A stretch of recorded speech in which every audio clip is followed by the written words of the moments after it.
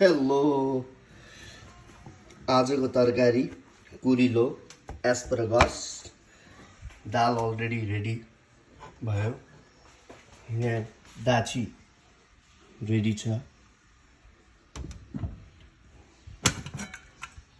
मोमोस खाने भने त्यो पनि छ दाल खाना यहाँ पाक्दैछ राइसहरू हैन यसको चाहिँ आज तरकारी कसरी बनाउने भन्ने विषयमा चाहिँ यो तरकारी यसको बनाउन र हजुरहरूलाई देखाउन सिकाउन अनि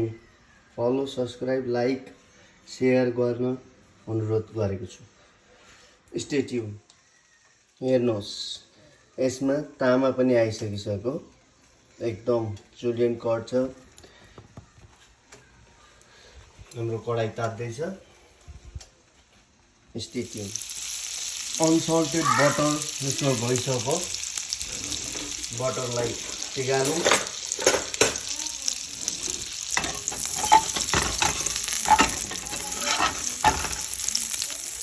अब आगोलाई हल्का सानो बनाऊँ ल गाइस मैले चाहिँ हैन तेल राखेर घिउ अलिकति नौनी राखेर त्यसमा मेथी पड्काएँ अनि मेथी पत्ता पनि हाल्दिएँ अनि अलिकति ज्वानो हालेर चाहिँ मजाले चलाएर अब यसलाई छोपिदिने 3 मिनेट अनि फेरि 3 मिनेट बादमा चलाउने अनि त्यस पछाडि हेर्ने कतिको क्रन्ची चाहिन्छ अथवा नरम चाहिन्छ है त यसमा म थोरै चिल्ली पाउडर एड गर्छु कलरको लागि पिरो खालको हैन अनि नुन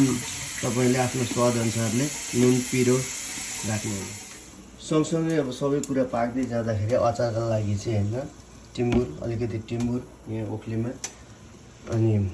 4 वटा जति डल्ले अलिकति टमाटर यो टमाटरलाई चाहिँ म ओभनमा हालेर हल्का नरम बनाएर पिस्नु पनि सजिलो हुन्छ गाइस अचारको पनि तयारी हुँदैछ सबै पाक्दा ओर्दा सबै कुरो रेडी टु सर्भ हुन्छ अनि स्टे ट्युन त्यस पछाडिको दृश्य फेरि देखाउने छु ल लास्टमा चाहिँ हल्का धनिया पाउडर हाल्दिएर यसलाई चलाउने मजाले अनि आगो